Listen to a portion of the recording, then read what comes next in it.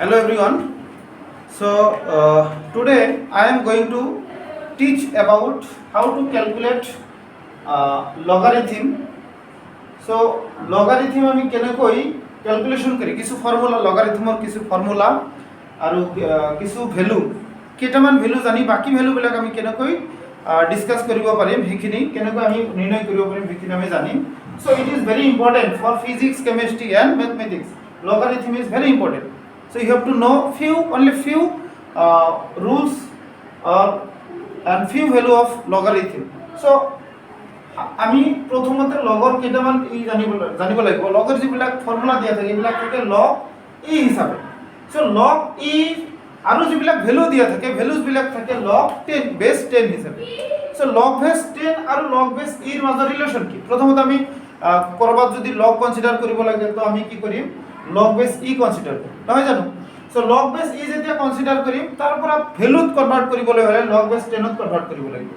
তো লগ বেস ই ৰ পৰা লগ বেস 10 ত কনভাৰ্ট কৰিবলৈ হলে ফৰ্মুলা হ'ল লগ বেস ই = 2.303 লগ বেস 10. এটা আমি জানিব লাগিব.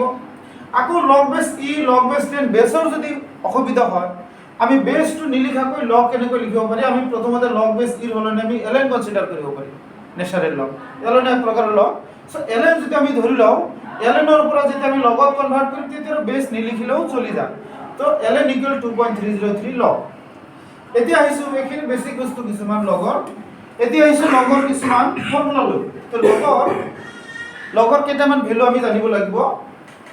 তোমালোকে চোৱা ছাত্ৰ ছাত্ৰীসকলক কৈছো তোমালোকে ভালকৈ চাবা. লগ বেস ভ্যালু বিলাক থাকে 10 হিচাপে. লগ বেস 10 = লগ বেস 10 1 0. লগ 2 ৰ ভ্যালু উলিয়াব লাগে. লগ 2 ৰ ভ্যালু এটা বেস নিলিখিলো এটা বেস বিলাক 10 হ'ব. লগ 2 ৰ ভ্যালু হ'ল 0.301 তো 1 নিলিখিলো চলি যায় 30 লৈকে লিখিলেও হ'ব. লগ 3 ৰ ভ্যালু হ'ব 0.48. লগ 5 ৰ ভ্যালু হ'ব 0.69 কিবা হে তো দুটা লিখিলে হ'ব. লগ 7 ৰ ভ্যালু হ'ব 0.84 তাৰ পিছত কিবা আহে আৰু লগ 10 ৰ ভ্যালু হ'ব 1.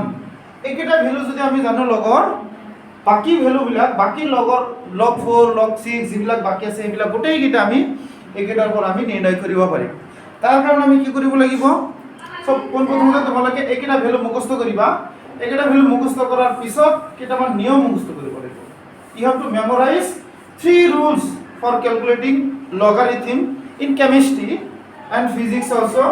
The rules are you have to memorize 3 rules.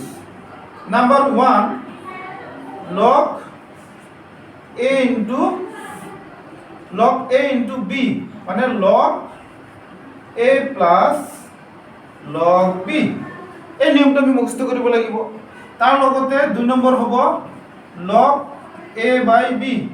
এটো হ'ব log a minus log b.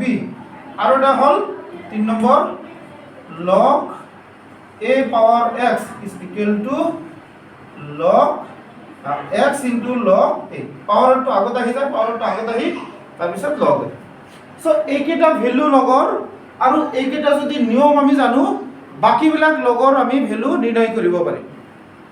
কেনেকৈ সাপোজ মই উদাহৰণ স্বৰূপে এটা উদাহৰণ লৈছো. সাপোজ আমাৰ উলিয়াব লাগে log 4 ৰ ভ্যালু. log 4 ৰ ভ্যালু উলিয়াব লাগে.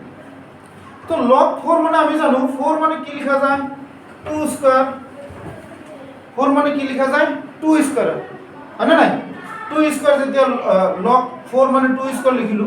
সো এতিয়া আমি থার্ড যেটো রুল আছে log a power x equal x into log a. তার মানে এটো কি বুঝাইছে এই যেটো পাওয়ার আছে পাওয়ারটো আগত আহি যায়. সো পাওয়ারটো আগত আহিলে কি হ'ব 2 into log 2. সো log 2 ৰ ভ্যালু আমি ইতিমধ্যে জানো. log 2 ৰ ভ্যালু কিমান 0.30 নহয় জানো. এটা আমি লিখিছো log 2 ৰ ভ্যালু কিমান 0.30. তো 2 into 0.30 এখিনি মাল্টিপ্লাই কৰিলে হ'ব 0.60 হৈ গ'ল. সো আমি log 2 ৰ পৰা আমি কি উলিয়ালো log 4 ৰ ভ্যালু উলিয়ালো.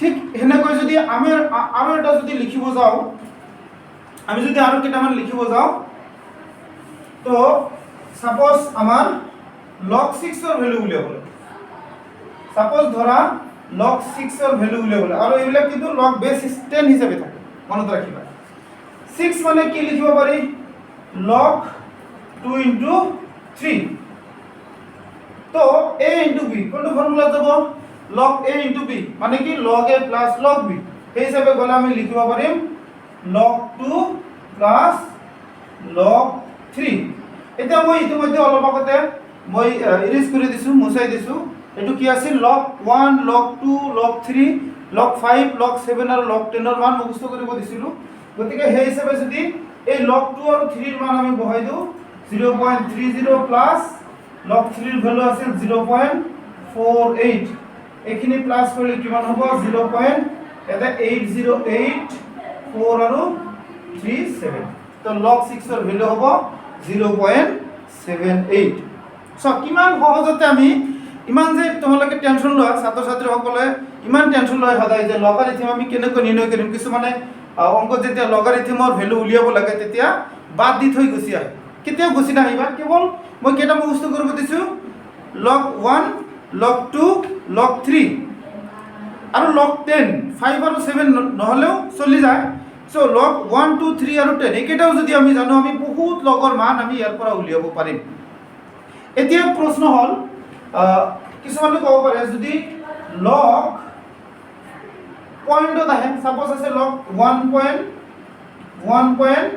কি উলিয়াব লাগে 3 উলিয়াব লাগে log 1.3 উলিয়াব লাগে সো এটো কেনেকৈ উলিয়াম তো log 1.3 এটো কাৰ মাজত আছে এটো কাৰ মাজত আছে 1.3 এটো আছে log 1 আৰু log 2 ৰ ভিতৰত আছে চাবা কেনেকৈ মই সহজ এটা টেকনিক দিছো পয়েন্টৰ ভ্যালু বিলাক কেনেকৈ নিৰ্ণয় কৰিব সো 1 ৰ log 1 ৰ ভ্যালু হ'ল 0 log 2 ৰ ভ্যালু হ'ল 0.30 কিন্তু আমাক লাগে এই দুটাৰ ভিতৰত 1.3 নহয় জানো সো 1.3 মানে 1 আৰু 2 ৰ ভিতৰত আছে তো 1 ৰ পৰা 2 লৈ যাওতে কিমান দূৰ যাব লাগে 0.3 লৈ যাব লাগে 0.3 মানে 3 ভাগৰ 1 ভাগতকৈ অলপ কম কিমান 0.3 মানে 1 আৰু 2 ৰ ভিতৰত ডিফাৰেন্স কিমান 1 গতে তাৰে কিমান হ'ব 3 ভাগৰ মানে 0.3 মানে 0.3 তিনিবাৰ মাল্টিপ্লাই কৰিলে হয় 0.9 গতে আমাৰ যাব লাগে 1 লৈ গতিকে 3 ভাগৰ 1 ভাগতকৈ সামান্য কম গতে 3 ভাগৰ 1 ভাগ বুলি ক'লে log 2 1 ৰ ভ্যালু 0 0 ৰ পৰা 0.30 ডিফাৰেন্স কিমান 0.30 তো 0.30 যেতিয়া 3 ভাগ কৰিম আহিব কিমান এটো 3 ভাগ কৰিলে 0.10 আহিব কিন্তু আমি 3 ভাগৰ 1 ভাগতকৈ সামান্য কম লিখিব লাগিব যেহেতু এটা 3 নাই এটো 30 এটো 30 তেতিয়া হলে আমি কেনেকৈ লিয়াম 1 তকৈ সামান্য কম গতিকে আমি লিখিম 0.09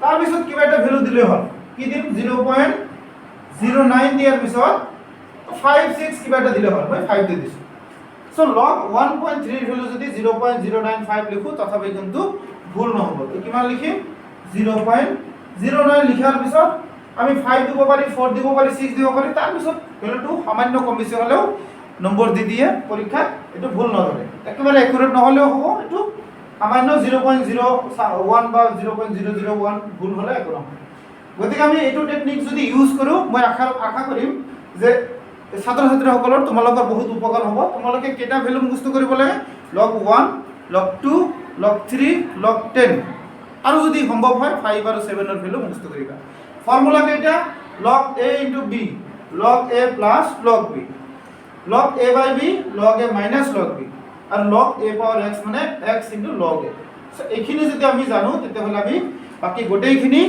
লগৰ ভ্যালু আমি উলিয়াব পাৰিম দশমিকত থাকিলে কেনেকৈ উলিয়াম তাৰ মই এটা টিপছ দি দিছো তোমালোকে নিশ্চয় এই টেকনিক গ্ৰহণ কৰিবা আশা ৰাখিছো তোমালোকৰ পৰৱৰ্তী সময়ত যেতিয়া লগাৰিথম থকা প্ৰবলেম সলভ কৰিবা তেতিয়া আৰু অসুবিধা নহয় এই ট্ৰিক্সটো তোমালোকৰ কামত আহিব বুলি মই আশা ৰাখিছো যদি তোমালোকৰ কনসেপ্টটো ক্লিয়াৰ হৈছে তোমালোকে যদি কমেন্টত জনাবা লগাৰিথমৰ পৰা এন্টি লগাৰিথম কেনেকৈ উলিয়াব লাগে এণ্টি লগাৰিথম আমি জানিব লাগিব, কিছুমান ক্ষেত্ৰত অংকত এণ্টি লগাৰিথম আহি যায়। চ' নেক্সট ভিডিঅ'টোত মই এণ্টি লগাৰিথম কেনেকৈ উলিয়াই সেইটো তোমালোকক শিকাম।